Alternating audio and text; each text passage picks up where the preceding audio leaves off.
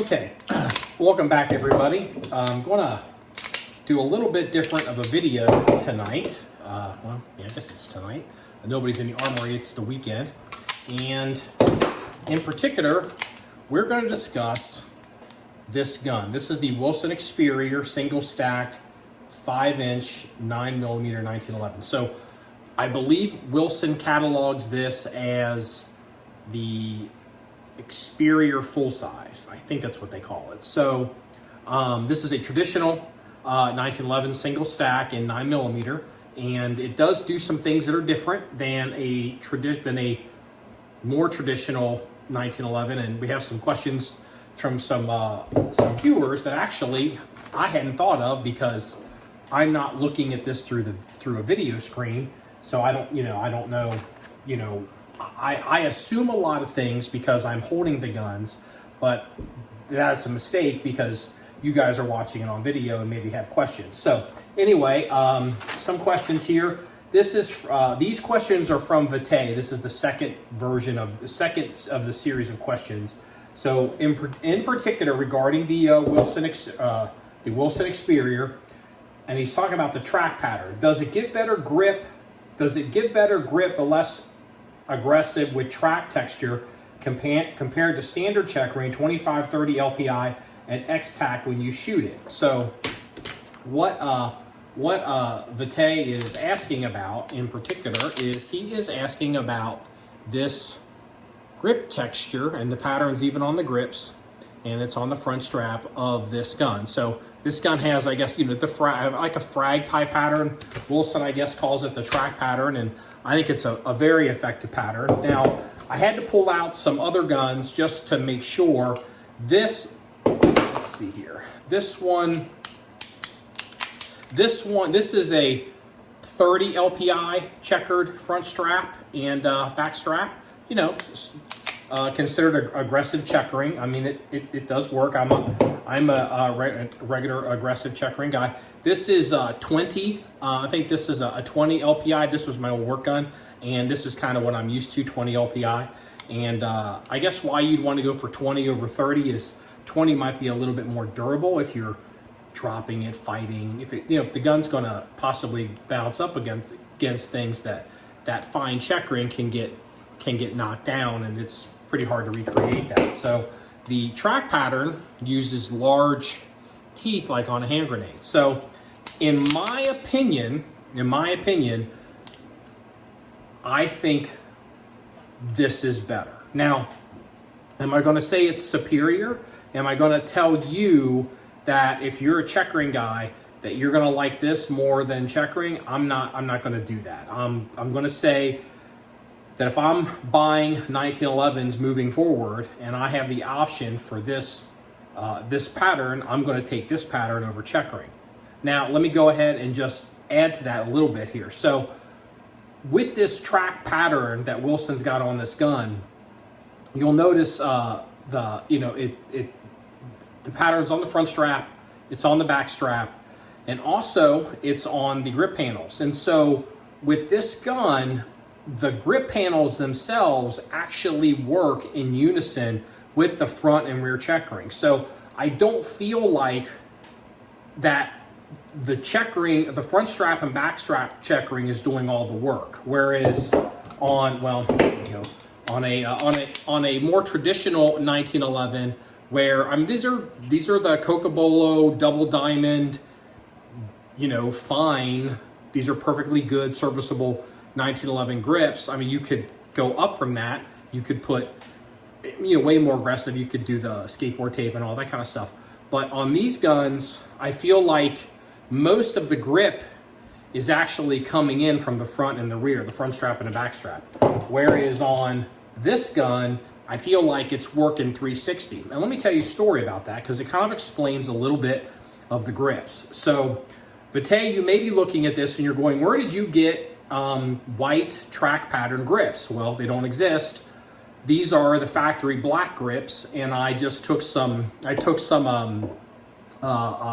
Target spray paint that we use on our steel targets on our range, and I just hit it real quick, I took them off the gun, and I took the grips off the gun, spray painted the grips, and then put the grips back on. I did remove the medallions, and that is why you'll see the medallion slowly rotates. It's upside down as I shoot it, because I don't think I quite turned the legs when I reinstalled the grip medallions. It's not as secure as it was from the factory. So slowly over recoil, it does rotate, which I'm sure Wilson Combat just loves. Joking. But before I had done this with these grips to make them white, I actually went out and purchased some Larry Vickers branded white G10 grip. It might even be a Wilson product, but I found these somewhere, and I picked them up, and I put them on this gun, and I immediately felt like I had given up a lot on the grip of the gun. Also, Larry's grips were a little thinner than what I'm used to. They're not thin grips. They don't require thin bushings, but his grips are definitely a little thinner. He has smallish type hands. I have largest type hands. And so I felt that these grips, with the texture and the thickness, really brought a lot to the table. So I went back to these, but I wanted to have white grips, because kind of how I tell my gun from everybody else's gun around here. So I just went ahead and did that. So to answer your question, to sum it up, I like this track pattern. I'm very open to it. I think it's, for me personally, I think it's superior to Checkering. Now, how does it compare to the what did you call it? What'd you call this? The X-Tac on the EDC X9L. You know what? I mean, this is fine. I think the track is better. If I had to compare the two, I think the track is more aggressive than what's on the X-Tac for sure. And actually, these grips, these are from a DZ. There's a little bit of a more aggressive texture that you can get with these grips. So I'll tell you what would be really neat. If I could figure out a way, or get a second set of these grips, and maybe put some skateboard type pumice, on the grips for the EDC X9L. See if I could really lock it in, just because, I like the grips to really be locked in. So anyway, I hope that answers your question. I personally think this is better than Checkering. All right, let's move on. Is the slide still fit tight with the wave cut rails? With the wave cut rails frame? Okay, it's is it basically what he's asking is this gun is not a normal 1911 like these are. Wilson took a traditional 1911 and tried to address some of the issues or vulnerabilities of the 1911 without radically changing the design. So you got to look at this gun, and you got to look at this gun, the EDC X9L, these X-frame guns, as basically two different directions to solve the same problem, okay? So this gun, the way it locks up in the barrel and the amount of rail space there are in the frame, this locks up more like a Glock, and it's not a full rail across both sides, because all 1911s in 9mm, if you go with the traditional gun, are over railed and over lugged. They just are for 9mm. So you've got those full length rails on 1911s, and people just love that. They do that whole, it's like it's on ball bearings and all that, right? And so Wilson, what they've done is they've reduced the amount of rail space, not by deleting sections of rail, they've wave cut it, and I'll drop in some photographs. And so there's, it skips. There's a skip of rail all the way across, and so you end up with that feeling and that fit that you like, but there's less actual contact, rail-to-rail space on the rail of the frame and the slide. There's less actual rail space on the frame contacting the slide, if that makes sense. Also, just as a side note, on these guns, the 5-inch traditional Wilson Experior guns, the full-size guns, traditional 1911s are double lugged up at the top. They're over lugged for 9mm. Wilson, I think it was the front lug, they radiused it down and reduced some of that locking surface, because you don't need all that for a 9mm. It's just more stuff to gum up the gun. So Wilson decided they hit the lugs and they hit the rails, over lugged and over railed. That's a pattern, and they took that approach to solve the problem from this direction, as opposed to redesigning the whole system with the X-frame guns.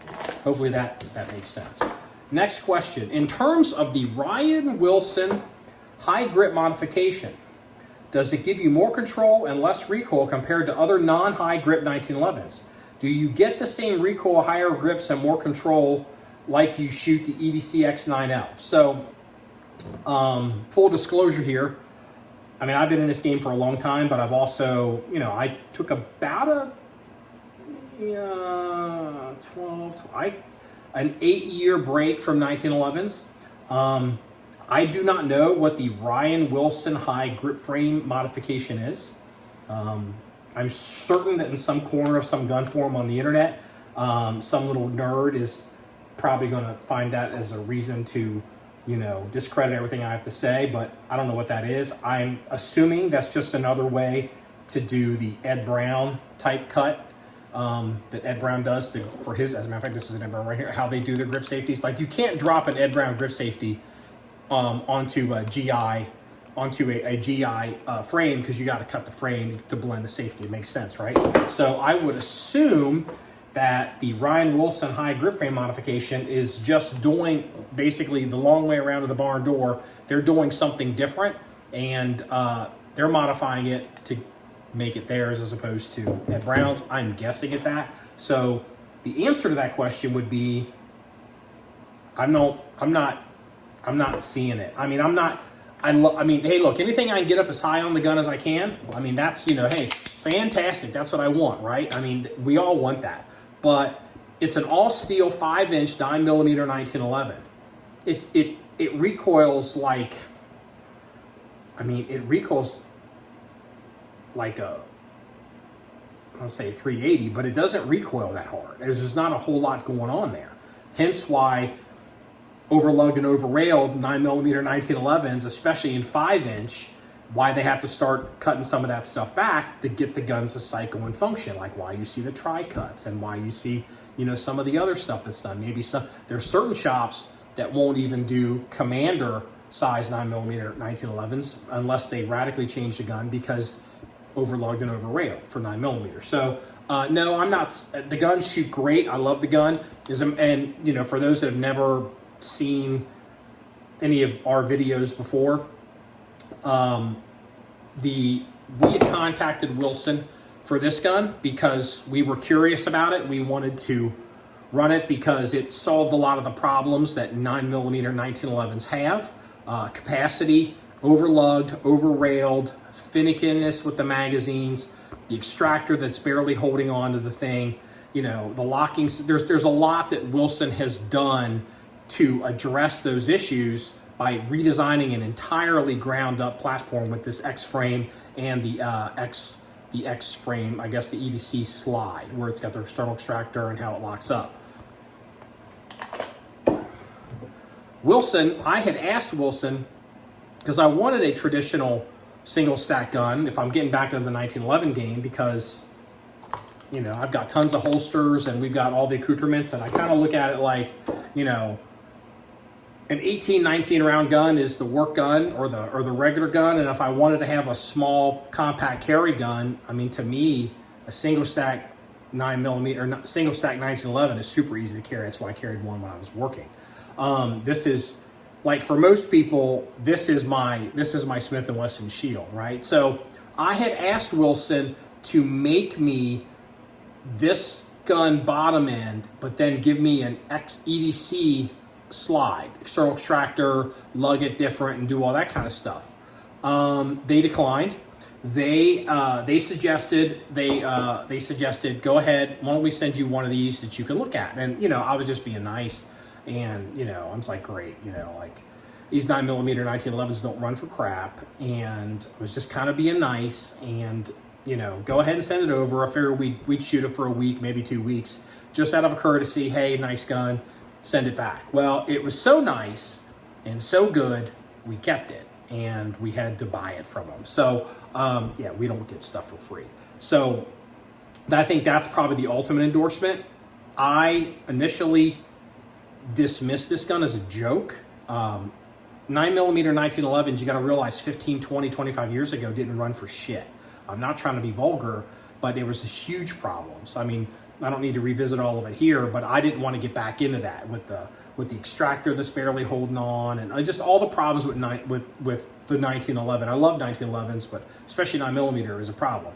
This thing impressed me so much, we bought it. So hopefully that answers that question. So, is it recommended by Wilson to clean it like other 1911s, like the EDCX9, or like the EDCX9, and what is your threshold round count to clean it? Well, the reality is this gun is the gun that gets all the work done. This is approaching 8,000 rounds on it, and so we've cleaned it and changed springs and admined it and done and changed the what's the shock buff in it and all that. I keep the shock buffs in the gun. I never ran shock buffs, but Wilson puts them in the guns now. If it comes with a shock buff, I'll run over the shock buff. This gun only has, as of today, but the last time we shot it was last week, 1,611 rounds. This gun has been cleaned. I know it's been cleaned once because I literally detail stripped it. I literally detail stripped it all the way down. It's probably been cleaned. I'm pretty confident it's been cleaned twice. I don't know if I'd say it's been cleaned 3 times. I'm not saying this gun. I got to be careful here, because if you say stuff on video, people take it out of context and they run with it. Because dudes that don't shoot are always looking for cheats and for hacks to try to, get in these esoteric conversations, when the reality is people that just shoot their guns keep their guns running. I keep it lubed. I shoot it. As a matter of fact, this gun lives in the truck. I keep. It's in the bag in the truck all the time. It's got replacement parts and everything in the back, and so this gun's always there. So if I want to do something with a traditional 1911, or because they're interchangeable holsters because it's a 1911, so I'm not gonna give you a number. I've never had any issues with the gun slowing down or getting sluggish. I think a lot of that has to do with the wave cuts and having the less locking surface. That certainly plays a part in it. And also, I tend to run synthetic lubricants. I think personally, synthetic lubricant goes a lot longer. They don't evaporate and they're slicker, and so guns run longer on them. So anyway, it's got 1,611 rounds on it. We've cleaned it twice. It maybe 3 times, but it doesn't need to. This gun's dirty. That's why I'm not taking it apart with my hands. But it's not in danger of bogging down. So you know what? While we're on it, let me make a point. So this is a gun bag, right? We see these. These are the soft bags you get from manufacturers. This one is the one you obviously get from Wilson. I still got the humidity bag, and there's even the little cloth if you want to wipe the gun down. And so, there's even 2 more. There's 2 more magazines. I even forgot those are in there. So that's 8 and 9 magazines. So there's 9 magazines in this bag. And then over here, I keep, there's extra front sights. There's some different springs, takedown tool, or the bushing wrench, and just all that. I keep all of that in the bag. And I see people on the internet, I guess gun reviewers, because we're not gun reviewers, but this type of bag, they kind of shit on it. And I love this kind of bag because it's a soft bag. It doesn't damage other stuff in the vehicle. It always has a ton. I've got 9 magazines for this gun in the bag, ready to go if I need it. And it usually fits in well in places. It doesn't, like I said, it doesn't damage other stuff. I love these bags. These fancy hard cases or Pelican, like Pelican cases for pistols, like, no offense, but, you know, like, I've got a truck, and I've got a ton of gear in my truck for the range, maintaining the property, shooting guns, adminning steel, you know, first aid kits, ammo, reloading, power tools, just all the stuff. Like, some of these bags are too cute by half. Like, I mean, a Pelican, even like these fancy Pelican boxes, like, I mean, F that. Like, that's crazy. Like, no one's got room for that kind of shit.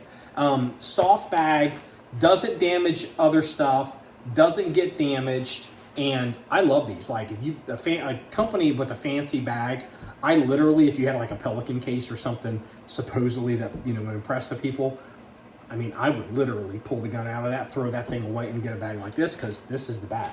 Anyway, little pet peeve of mine. Not that anybody cares, but hey, that's why you're here. Okay, we have another question from Game No Fun, because we got a lot of questions about this gun. And so this one is, I'm wondering how much the sand cuts on the frame rails really does improve cycling under adverse harsh conditions.